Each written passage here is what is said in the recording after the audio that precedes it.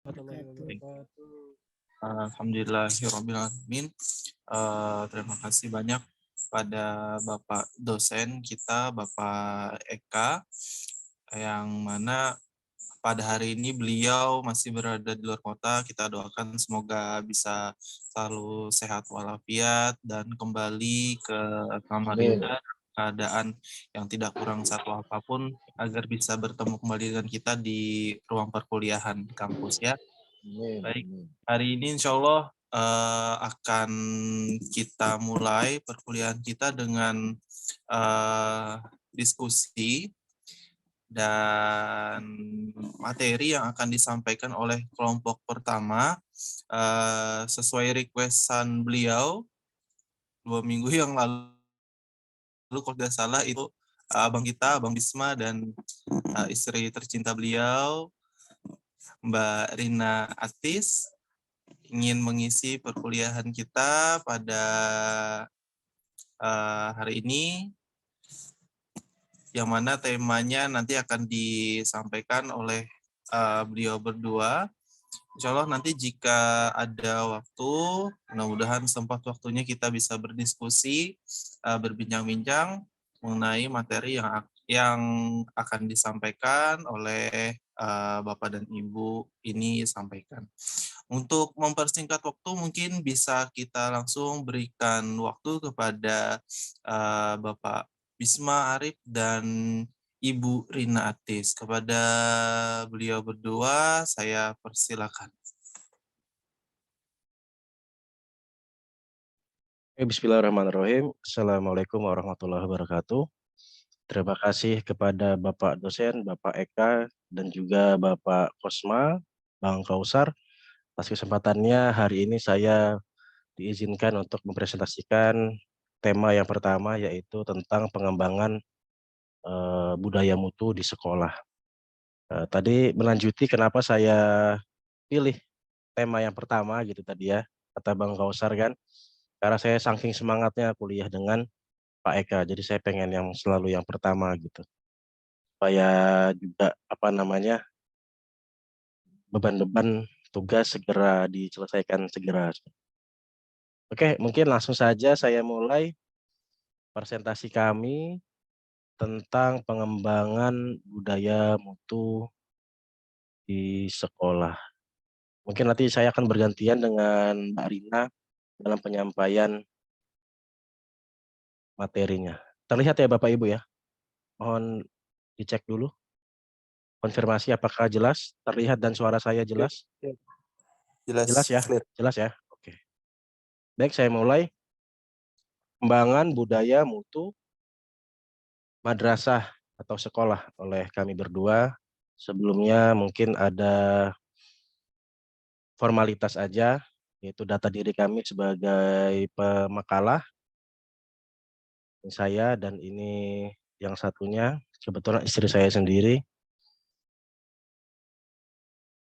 Pokok bahasaan yang akan kami bahas yaitu ada 5 poin. Yang pertama latar belakang, yang kedua pengertian budaya, yang ketiga budaya mutu pendidikan, perkembangan budaya mutu di sekolah, dan yang terakhir studi kasus satuan tempat kami bekerja. Karena ini merupakan request dari Pak dosen, Bapak Eka waktu itu, meminta agar setiap tema yang kita bahas selalu dikaitkan dengan tempat kita semua bekerja. Studi kasus langsung. Yang pertama, yang A, latar belakang, perkembangan budaya mutu. Sekolah bermutu yaitu ada 3 aspek jika ingin dinilai sekolah tersebut bermutu atau tidak. Yang pertama yaitu organisasi keberadaan sekolah, yang mana aspek pertama ini nanti terbagi menjadi 2 faktor, yaitu faktor internal dan faktor eksternal. Lalu yang aspek kedua, seluruh aktivitas atau interaksi belajar mengajar. Dan yang aspek ketiga, hasil belajar, yaitu outputnya atau outcome-nya. Bisa juga disebut prestasinya, seperti itu.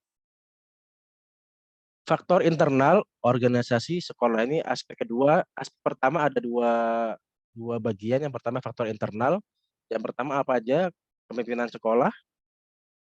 Selain itu profesionalisme guru, lalu dukungan staf yang baik, pembiayaan yang cukup, sarana dan fasilitas mengajar yang baik, dan juga iklim sekolah yang kondusif. Ini adalah faktor internal organisasi sekolah yang merupakan bagian dari aspek pertama. Lalu faktor eksternalnya adalah dukungan dewan sekolah, dukungan industri, pemerintah, ekonomi masyarakat, dan lingkungan sosial. Mungkin ini berupa poin-poinnya, Bapak Ibu, nanti ulasan lengkapnya ada di makalah kami yang akan kami kumpulkan di minggu depan. Lalu aspek kedua dari tadi budaya mutu sekolah tadi yaitu aktivitas mengajar di sekolah tersebut. Ada 3 poin, yang pertama guru yang terampil, maka semakin terampil, semakin kompeten gurunya, maka akan menjadikan sekolah tersebut menjadi lebih bermutu. Apabila gurunya biasa-biasa aja, maka sekolahnya juga akan terkesan sekolah yang biasa-biasa aja. Maka dari itu, guru di sini adalah ujung tombak dari sebuah sekolah. Bisa saya berani katakan seperti itu karena murid dan wali murid yang menilai langsung bagaimana kinerja guru yang ada di sekolah tersebut, yang bisa langsung dilihat. Yang kedua adalah kurikulum. Kurikulum juga menjadi landasan bagaimana sekolah itu bermutu atau tidak. Semakin bagus kurikulumnya, semakin rapi, semakin baik manajemen kurikulumnya, maka menjadikan sekolah tersebut menjadi sekolah yang lebih bermutu. Kesiapan murid, maka ini juga bisa dibilang inputnya, modal murid-murid yang masuk ke sekolah tersebut. Apabila murid-muridnya baik, maka akan menjadikan sekolah tersebut menjadi lebih baik, mempunyai probability untuk menjadi lebih baik dibanding sekolah-sekolah yang mendapat murid yang bisa dibilang murid-murid sisa seperti itu ya. Bisa kita lihat dari fenomena adanya sekolah unggulan dan sekolah tidak unggulan. Mungkin kalau zaman dulu ada seperti itu ya. Jadi kalau di Balikpapan ada misalnya SMA 1 dan SMA yang lain, maka setiap dulu murid-murid pintar dari sekolah SMP akan selalu memilih jalur SMA 1. Makanya SMA 1 mendapat murid-murid terbaik, mendapat STM-STM anak anak didik yang terbaik, sudah siap mentalnya, sudah siap otaknya seperti itu. Maka akan lebih mudah menjadikan sekolah tersebut menjadi lebih bermutu dibandingkan sekolah-sekolah sisa atau sekolah-sekolah bisa dibilang kalau di Balikpapan ada sekolah swasta gitu, sekolah-sekolah eh, yang menampung siswa-siswa yang ingin masuk ke dalam sekolah unggulan yang tidak masuk. Jadi mereka hanya mendapat murid-murid sisa. Kurang lebih bahasanya seperti itu. Kesiapan murid menjadi juga faktor yang menjadikan sekolah tersebut bermutu atau tidak. Apalagi di aktivitas mengajarnya, karena selain otak yang diukur, maksudnya otak siswa yang dilihat dalam proses mengajar juga dari modal siswa tersebut. Misal siswa tersebut atau murid di sekolah tersebut dari keluarga yang rata-rata mapan, maka sekolahnya akan enak dibandingkan dengan sekolah yang rata-rata muridnya mungkin dari banyak murid yang dari keluarga menengah ke bawah, maka juga akan semakin sulit karena kesiapan muridnya belum siap. Dan yang terakhir adalah sarana yang menunjang aktivitas belajar mengajar di sekolah tersebut. Semakin bagus sarana, maka jelas akan menjadikan sekolah tersebut lebih bermutu. Yang ketiga, aspek ketiga yang untuk menilai sekolah tersebut bermutu atau tidak, yaitu hasil belajar atau prestasi. Bisa dilihat dari prestasi akademik dan juga prestasi non-akademik. Maka di sini kalau saya berani berkata, banyak sekolah-sekolah yang mengejar di dua potensi ini.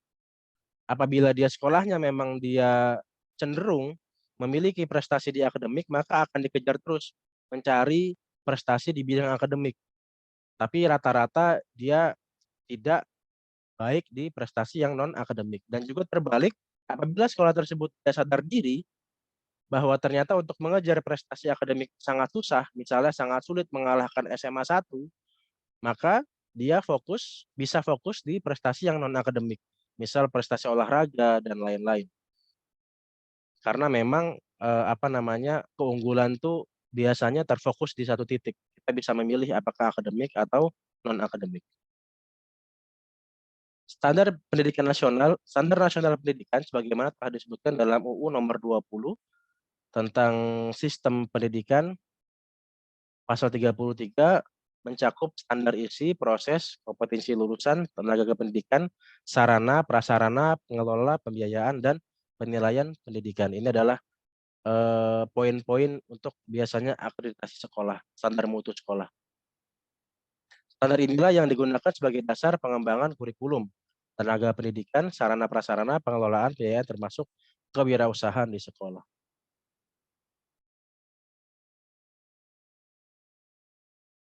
Yang B, pengertian budaya. Kenapa kita angkat budaya? Karena judulnya adalah budaya mutu di sekolah, maka kita akan membahas sedikit tentang budaya dulu. Apa itu budaya? Istilah budaya dapat diartikan sebagai totalitas pola perilaku, kesenian, kepercayaan, kelembagaan, dan semua produk lain dari karya dan pemikiran manusia yang mencirikan kondisi suatu masyarakat atau penduduk yang ditransmisikan bersama. Menurut Molan tahun 1992. Lalu juga menurut beberapa pakar ahli yang lain, teks dalam Graves dan Mulyono, budaya adalah sebagai pola semua suasana, baik material atau semua perilaku yang sudah diadopsi masyarakat secara tradisional sebagai pemecahan masalah anggotanya. Budaya di dalamnya juga termasuk semua acara yang telah terorganisasi, kepercayaan, norma, nilai-nilai yang implisit, serta premis yang mendasar dan mengandung sebuah perintah. Ada 3 pengertian budaya menurut para ahli lainnya. Yang pertama, budaya merupakan produk konteks pasar di tempat organisasi operasi, peraturan yang menekan, dan sebagainya. Ada juga yang mengatakan budaya merupakan produk struktur dan fungsi yang ada dalam organisasi. Lalu budaya merupakan produk sikap orang dalam pekerjaan mereka. Ada juga definisi budaya menurut pakar lain yaitu Ivan Sevih, yaitu simbol, bahasa, ideologi, ritual, dan mitos. Lalu budaya juga merupakan naskah organisasi yang diambil dari naskah pribadi pendiri organisasi atau pemimpin yang dominan. Jadi pemimpin atau pendiri organisasi juga bisa membuat budaya baru sesuai hati mereka. Dan yang terakhir, budaya merupakan sebuah produk, sebuah sejarah yang didasarkan pada simbol dan merupakan suatu abstraksi dari perilaku dan produk perilaku. Dengan demikian dapat disimpulkan bahwa budaya adalah pola nilai, kebiasaan, keyakinan, norma atau persepsi yang dibentuk oleh sekelompok tenaga pendidik dan kependidikan baik yang disadari atau tidak, yang dijalankan secara bersama-sama oleh tenaga kependidikan di organisasi diturunkan dari masa ke masa sehingga akan menjadi ciri khas atau identitas organisasi atau sekolah tersebut. Jadi budaya sekolah jelas tidak bisa ujuk-ujuk serta-merta langsung kita ciptakan begitu saja. Namun budaya sekolah menjadi nilai turun-temurun yang menjadi brand dari sekolah tersebut dari awal dia didirikan sampai eksis saat ini seperti itu. Jadi betul-betul nilai yang menancap pada sekolah tersebut dari dulu sampai sekarang. Butuh proses yang panjang untuk menciptakan budaya mutu di sekolah tersebut. Budaya mutu pendidikan. Mungkin setelah ini akan disampaikan oleh pemakalah selanjutnya, yaitu Mbak Arina. Siap Mbak Arina? Oke. Selanjutnya akan dibacakan oleh Mbak Arina. Pada Mbak Arina dipersilakan. Sorry sebentar.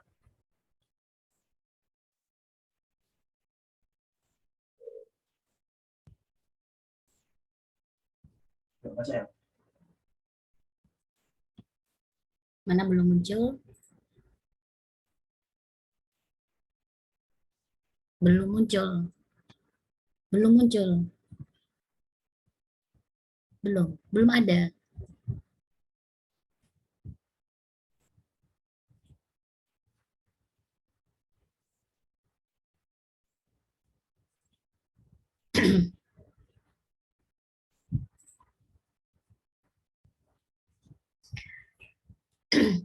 Ya, saya melanjutkan dari pembahasan Pak Bisma yang sampaikan sebelumnya, yaitu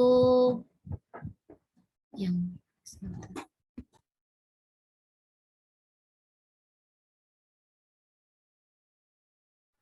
yaitu tentang budaya mutu pendidikan.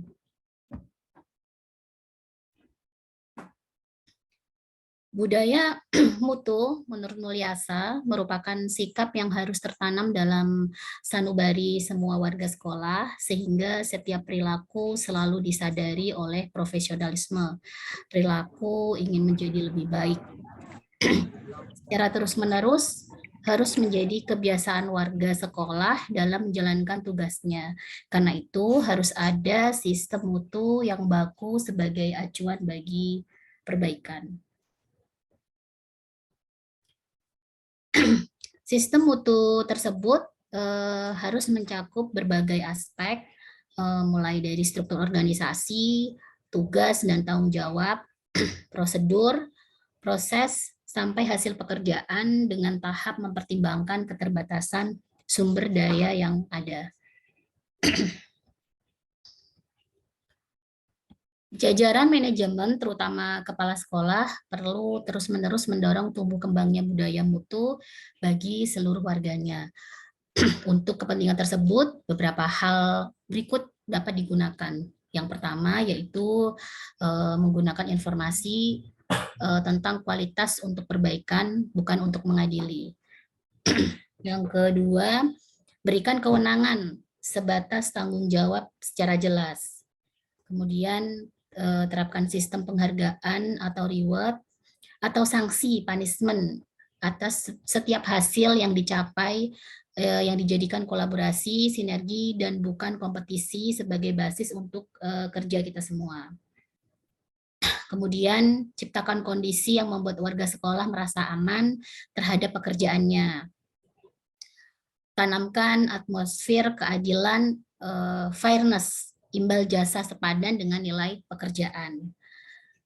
Tanamkan rasa memiliki pada warga sekolah terhadap tugas dan tanggung jawabnya, serta terhadap sekolahnya. Kemudian faktor yang mempengaruhi budaya mutu, yaitu yang pertama nilai-nilai dan misi sekolah atau madrasah. Nilai-nilai dan misi madrasah merupakan faktor yang sangat kuat mempengaruhi budaya mutu di madrasah. Budaya merupakan sesuatu yang dibangun atas nilai-nilai yang dianut oleh organisasi termasuk sekolah dan madrasah. Kemudian yang kedua yaitu tentang struktur organisasi. Struktur organisasi juga penting, di mana juga akan mempengaruhi budaya mutu yang akan berkembang dalam madrasah atau sekolah itu sendiri. Misalnya struktur organisasi dengan sistem sentralisasi pasti akan berbeda dengan struktur organisasi yang desentralisasi. Kemudian yang ketiga tentang komunikasi merupakan faktor yang penting dalam banyak hal, termasuk akan menumbuhkan budaya mutu di lembaga pendidikan. Organisasi yang memiliki budaya mutu yang baik selalu memiliki model komunikasi yang efektif, baik antar individu dalam kelompok maupun antar individu. Kemudian berikutnya yang keempat yaitu pengambilan keputusan. Pengambilan keputusan juga berpengaruh, di mana akan sangat terlihat dalam organisasi yang memiliki budaya mutu. Pengambilan keputusan dalam organisasi seringkali berkaitan dengan wewenang atau otoritas. Yang kelima yaitu lingkungan sekolah. Lingkungan kerja akan dapat mempengaruhi budaya mutu di madrasah atau sekolah. Lingkungan madrasah yang nyaman, bersih, pengembangan secara berkelanjutan pada proses pembelajaran dan interaksi sosial yang sangat akan dapat mempengaruhi lingkungan kerja yang baik. Yang keenam, rekrutmen dan seleksi, di mana rekrutmen dan seleksi merupakan proses yang banyak mendapatkan perhatian di berbagai pembahasan sumber daya manusia. Hal tersebut dikarenakan rekrutmen dan seleksi merupakan pintu gerbang dan dari masuknya sumber daya manusia di suatu organisasi, sekolah, atau madrasah.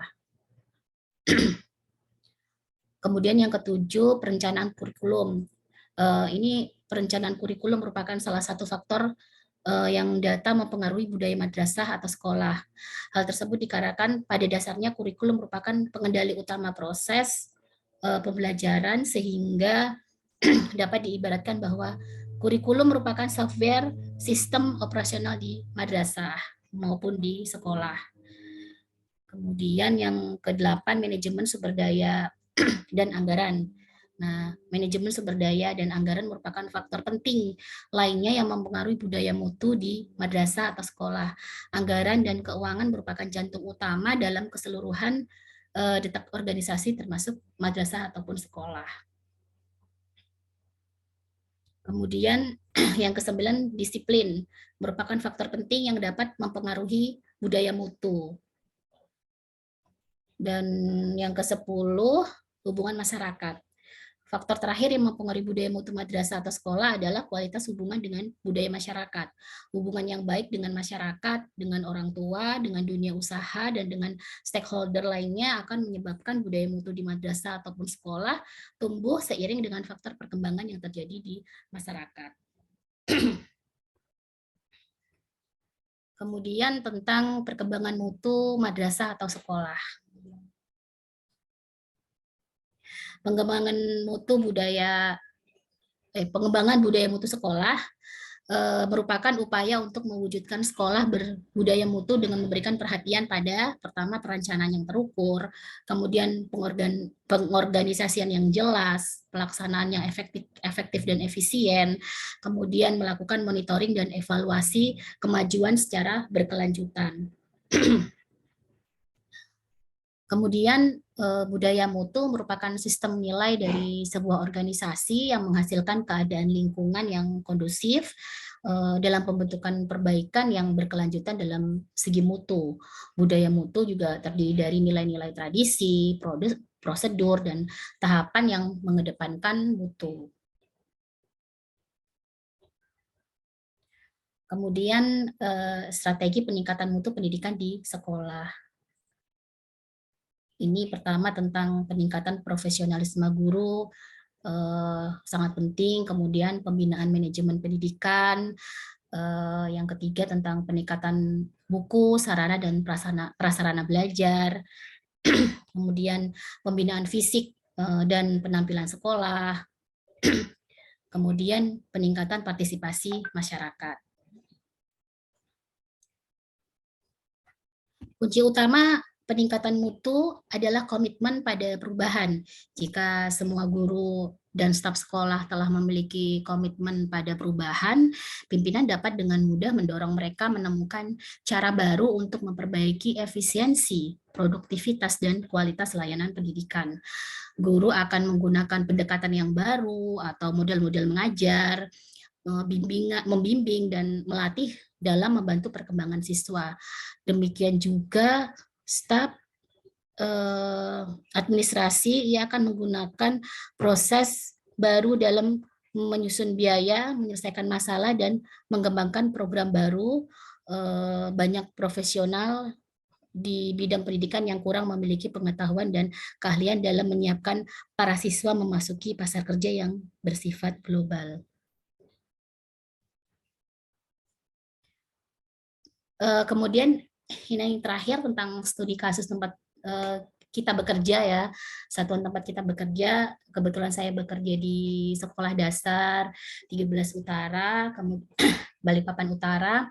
Nah, di sini kebetulan dalam budaya mutu itu kita mengikuti sebentar.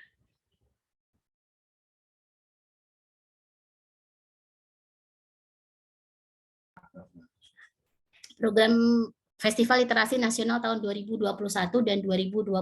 Nah, pada tahun 2021 kemarin kita mengikuti yang pertama kali yang melahirkan sebuah buku tentang menggapai bintang. Ini analogi puisi dari anak-anak, sekitar 50 siswa, kemudian guru juga berpartisipasi karena ini tingkat nasional, dan alhamdulillah baru melahirkan sebuah buku pertama kali di sekolah kami. Kemudian tahun 2022 ini juga kita mengikuti kembali dengan produk yang sama, mencetak buku kembali, tetapi dengan analogi surat. Kita memilih anak-anak membuat sebuah literasi dalam surat. Kemudian untuk gurunya yaitu dalam bentuk esai gitu yang akan dilombakan di tahun 2022 ini gitu. Kemudian kita juga di sekolah kita juga ada mengikuti adiwiyata nasional yang insya Allah pada bulan Oktober nanti ada visitasi langsung ke sekolah seperti itu, dan program ini berlangsung di tahun ini kita mengikuti adiwita nasional. Kemudian sama halnya juga akreditasi tahun 2022 ini kita juga sudah mengikutinya, mengirimkan berkas dan lain sebagainya seperti itu. Kemudian di tahun ini juga setelah COVID berlalu, kita juga mengadakan seperti budaya Jumat Berkah, di mana ada sholat duha berjamaah di lapangan, anak-anak mengaji bersama, kemudian ada infak bersama-sama, kemudian di hari Sabtu Ceria kita kembali membangkitkan kerja bakti, jalan sehat, karena kita mengikuti program adiwiyata nasional dan akreditasi, jadi budaya-budaya seperti itu kita kembali bangkitkan, kembali kita implementasikan, baik itu yang lama maupun yang baru kita godok terus, kita laksanakan seperti itu. Ya mungkin itu tentang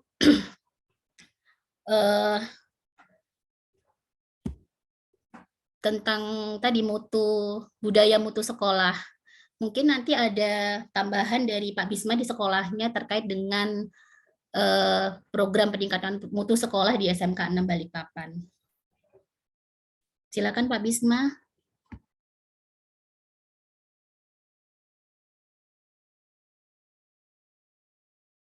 Baik, mungkin saya tambahkan sedikit tentang beberapa program peningkatan mutu sekolah yang ada di tempat saya bekerja, yaitu di SMK Negeri 6 Balikpapan. Mungkin ada banyak sebetulnya programnya ya, cuma yang secara garis besar dan yang saya tahu, karena saya belum sempat bertanya-tanya banyak kepada guru-guru yang memegang program ini. Yang pertama ada Teaching Factory, yaitu program gimana langsung siswa-siswa kami kita kirim ke perusahaan agar mereka langsung siap tahu bagaimana proses dunia kerja, atau istilahnya magang seperti itu ya. Tapi magang titik 2, jadi lebih di atas magang lagi.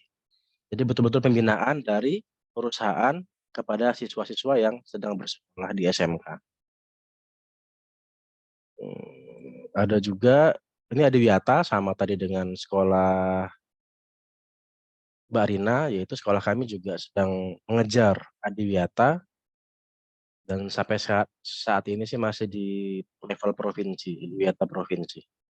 Ada juga sekolah PK, kebetulan sekolah kami SMK 6 juga merupakan salah satu yang ditunjuk menjadi sekolah pusat keunggulan di Balikpapan. Jadi program-programnya memang selalu iringan, bersinggungan dengan mutu, dan mutu, selalu seperti itu.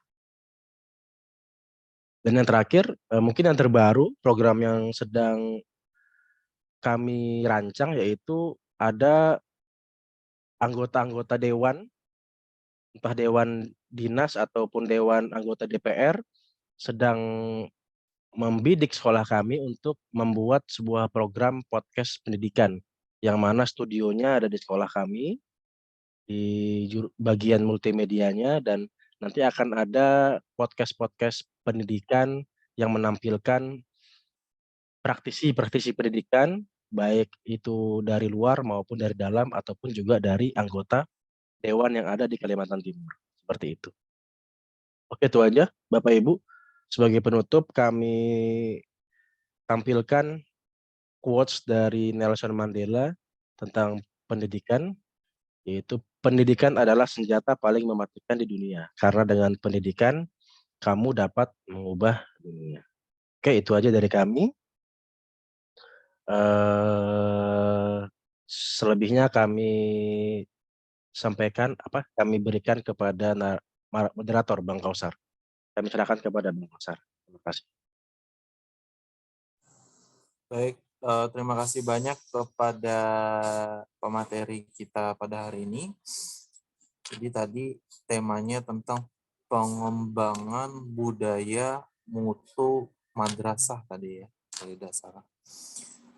Baik, pada Bapak dan Ibu sekalian, untuk sesi selanjutnya adalah sesi diskusi atau tanya jawab kepada Bapak dan Ibu sekalian.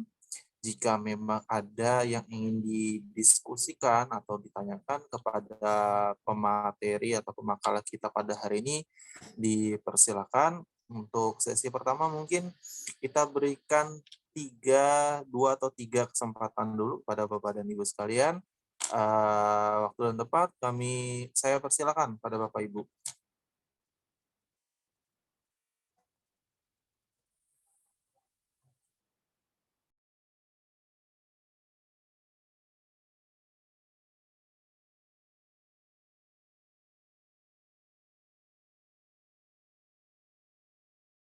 Jika tidak ada, mungkin bisa saya tunjuk. Baik, Kalau tidak ada, saya akan bertanya. Oh, silakan, Ustadz Amin. Bismillahirrahmanirrahim. Assalamualaikum warahmatullahi wabarakatuh. Jadi pengembangan mutu yang ada di madrasah, ini di sekolah ya, madrasah itu kan sekolah juga, pengembangan mutu. Nah, yang mau saya tanyakan di sini mengenai tentang prosedur dari pengembangan mutu tersebut. Nah, di situ kan biasanya ada yang dinamakan sekarang itu MBS, manajemen berbasis sekolah. Apakah pengembangan mutu itu sebenarnya dari program MBS itu sendiri atau beda? Pertanyaannya, apakah pengembangan mutu itu tujuan dari MBS atau bukan? Itu aja Pak Bisma, terima kasih. Baik, terima kasih banyak Ustadz Amin untuk pertanyaannya. Jadi pertanyaannya intinya tadi, apakah pengembangan mutu itu sendiri sebenarnya dari MBS atau bukan, seperti itu. Mau dijawab? Oh, kita tampung dulu. Siapa tahu ada yang mau bertanya dulu ya. Silakan yang lain. Ada yang mau ditanyakan? Ibu Emil? Mungkin saya ingin bertanya, Pak Kausar. Silakan, Guru. Baik, terima kasih Pak Kausar. Mungkin langsung saja kepada pemakalah yang mempresentasikan tadi materi tentang pengembangan budaya mutu ya. Artinya mutu yang akan dijadikan budaya itu di lembaga-lembaga sekolah yang mungkin sudah menerapkan budaya menurut mereka bermutu, itu mereka akan mengusahakan memang itu adalah budaya-budaya yang perlu diciptakan di lembaga mereka untuk dilaksanakan dan dimaksimalkan. Nah, yang ingin jadi pertanyaan saya di sini, mungkin atau tadi saya yang terlewat ya dari pembahasan pemakalah tadi, apakah budaya mutu yang akan diterapkan di sekolah atau di lembaga-lembaga pendidikan lainnya itu memiliki standar yang memang itu sudah menjadi suatu tolak ukur atau kesepakatan dalam dunia pendidikan. Bisa jadi itu hanya menurut lembaga ini adalah budaya yang perlu dikembangkan karena ini memiliki mutu yang bagus sekali. Tapi sementara di lembaga lain tidak ada, itu tidak perlu dilakukan karena itu tidak, yang dibudayakan di situ itu tidak standar seperti itu. Nah, jadi secara garis besarnya pertanyaan saya adalah apakah ada lembaga-lembaga yang memang dilibatkan dalam mengukur mutu yang akan dibudayakan di sekolah itu. Mungkin bisa ditangkap ya. Jadi mutu itu harus memiliki semacam pengakuan. Oh, ini bagus nih mutu ini, kalau misalnya memang budaya ini dilakukan, itu dijamin mutunya seperti itu. Ya, jadi mungkin itu ya Pak Kosma, Pak Kausar dan pemakalah mungkin bisa ditangkap. Siap, yang siap. menjadikan saya tanyakan. Oke, terima kasih Pak Kausar. Ya, sama-sama Pak Said. Kalau saya malah nangkap 2 pertanyaan Pak Said tadi. Jadi pertanyaan pertama beliau yang saya tangkap tadi, apakah budaya mutu pendidikan sendiri tadi memiliki standar atau tolak ukur di dunia pendidikan? Kemudian yang kedua, apakah ada lembaga-lembaga yang mengakui tadi ya mengenai tentang pengembangan budaya mutu yang ada di sekolah seperti Ya, itu. Jadi yang kurang dilibatkan. lebih seperti itu. Lembaga-lembaga yang dilibatkan dalam pengembangan budaya mutu di sekolah atau di madrasah tadi. Jadi demikian. Mungkin 2 penanya dulu ya Bapak dan Ibu sekalian karena ternyata masuknya 3 pertanyaan di sini. Kepada pemateri Bang Bisma dan Mbak Rina, mungkin mau ditanggapi. Jadi pertanyaan pertama dari Ustadz Amin tadi, apakah pengembangan mutu pengembangan mutu sendiri itu tadi masuk di dalam MBS? Apakah memang dari MBS atau bukan?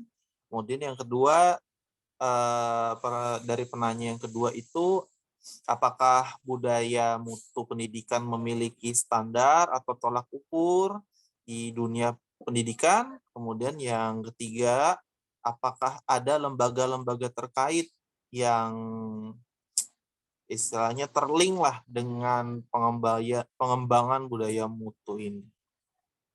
Siap Pak dosen, hati-hati di jalan.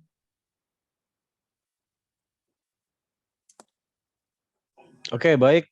Saya akan coba menjawab pertanyaan dari Bang Amin dan Bang Saifuddin. Yang pertama, Bang Amin bertanya tentang MBS, manajemen berbasis sekolah. Apakah MBS itu tujuannya untuk pengembangan budaya mutu? Saya jawab iya.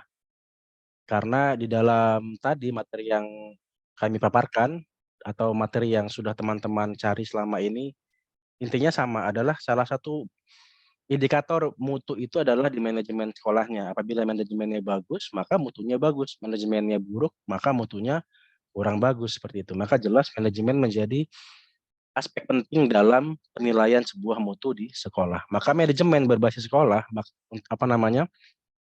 yang berbau-bau peningkatan manajemen dan lain-lain, pasti ujungnya adalah ke peningkatan mutu atau peningkatan budaya mutu di sekolah. Lalu yang kedua, pertanyaan dari Bang Syaif, ada 2 pertanyaan luar biasa. Pertanyaannya yang pertama, apakah standar budaya mutu dalam pendidikan itu sama di semua sekolah? Siapa tahu ada mereka memiliki pandangan yang berbeda. Berarti kurang lebih ya. Jawabannya kalau menurut saya, apabila ada sekolah atau yayasan atau lembaga pendidikan memiliki pandangan yang berbeda, mungkin sah-sah saja, silakan saja. Tapi penilaian dari standar-standar mutunya saya yakin sama. Karena namanya standar, namanya indikator harus baku, harus semua sama, harus jelas, harus terukur seperti itu. Jadi mau dia lembaganya berbasis apapun itu, berbasis agama, berbasis politik mungkin, berbasis wirausaha dan lain-lain, berangkat dari tempat yang berbeda, tapi ujungnya dalam penilaian mutunya pasti sama. Dan saya pikir harus sama. Maka dari itu ada lembaga yang menilai, karena lembaganya independen, menilai, tidak berpihak ke manapun, dan standarnya baku dan jelas. Apa lembaga yang dilibatkan dalam menilai mutu sekolah? Ya lembaga-lembaga yang sudah kita tahu, misalnya BAN SM gitu ya, Badan Akreditasi Sekolah atau Madrasah, atau kalau perguruan tinggi BAN PT biasanya. Atau bahkan yang lebih tinggi lagi ISO, atau dan lain-lain mungkin ada ya. Dan lembaga-lembaga yang mengawasi dan menjamin juga, misalnya ada LPMP dan lain-lain, mungkin Bu Sinta dan Ustadz Sofyan lebih tahu apa aja lembaga-lembaga yang ada di Indonesia yang mengukur atau menjamin mutu di sekolah ataupun perguruan tinggi atau lembaga pendidikan lainnya. Mungkin itu aja jawaban dari saya, dari kami. Terima kasih, saya kembalikan ke moderator. Baik, jadi demikian jawaban dari pemateri atau pemakalah kita. Bagaimana dengan 2 penanya tadi? Ustadz Amin dan Pak Saib, apakah ada yang ingin ditambahkan mengenai jawaban dari pemateri atau pemakalah kita hari ini?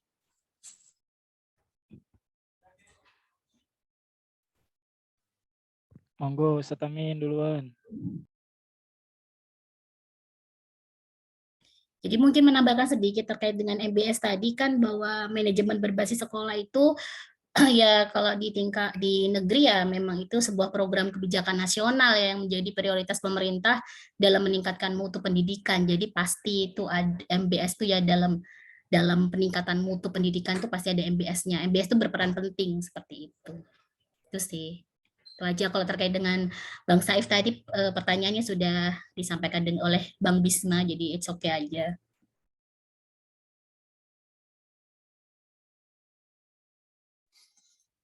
Larinya ke MBS ya. Manajemen berbasis sekolah jadinya. Iya, karena tadi pertanyaannya Pak Amin kan tentang MBS itu sendiri. Memang ya MBS itu ya program kebijakan untuk meningkatkan mutu pendidikan, seperti itu sih yang saya baca. Mungkin Pak Amin bisa menambahkan juga. Kalau mau Pak Amin, kalau enggak mau enggak apa-apa. Nah, maksud saya gini tadi, apakah pengembangan mutu itu dari program MBS atau bukan, gitu kan? Jadi bilang jawabannya Pak Bisma, iya, itu udah jawabannya. Memang ya mungkin ada arahnya ke situ juga, karena MBS itu banyak sekolah-sekolah sekarang itu yang memiliki MBS, tapi ketika diminta datanya itu enggak. Nah, saya menangkap tadi juga, karena ini bahasanya menangkap dari Pak Saif, akhirnya meskipun jauh tetap tak tangkap pokoknya. Meskipun bereset sedikit saya tangkap. Jadi sudah saya tangkap tadi bahasa dan penjelasan dari Bu Rina, bahwasanya di sekolah tadi juga kadang-kadang diadakan tentang Jumat Berkah. Nah, semua itu memang untuk mengembangkan atau meningkatkan mutu. Nah, kegiatan-kegiatan yang untuk meningkatkan mutu itu apabila dimanajemeni dan difilekan dan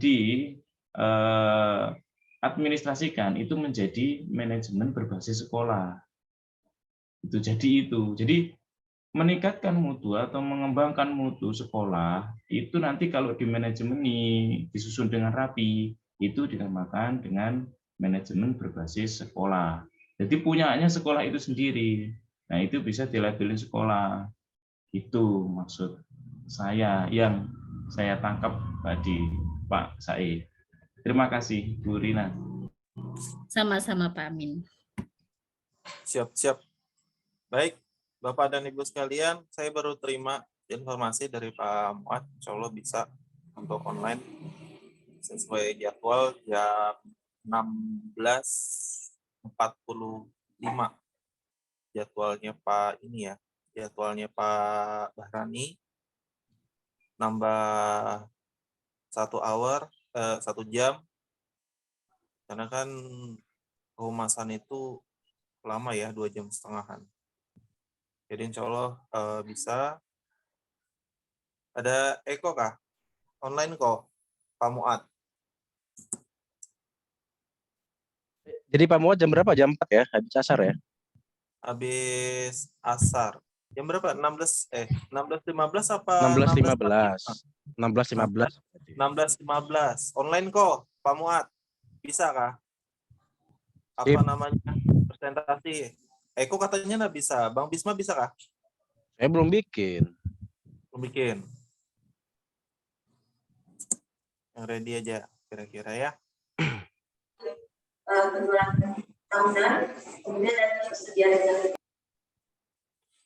Nah ini Bang Eko, bisa kan?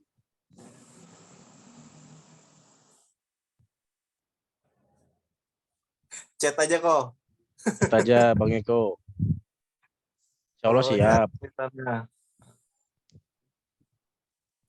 Oke, Bapak dan Ibu sekalian, jadi hari ini fix kita online, full online. Besok insya Allah yang online cuma Pak Husnul Wardan aja. Sisanya yang lain menyanggupi untuk tatap muka untuk sementara ini. Belum ada info lagi dari Bu Juleha seperti apa. Mau dilanjut Bapak Ibu sekalian? Atau cukup sampai di sini? Semua tergantung Pak Sopian aja. Kita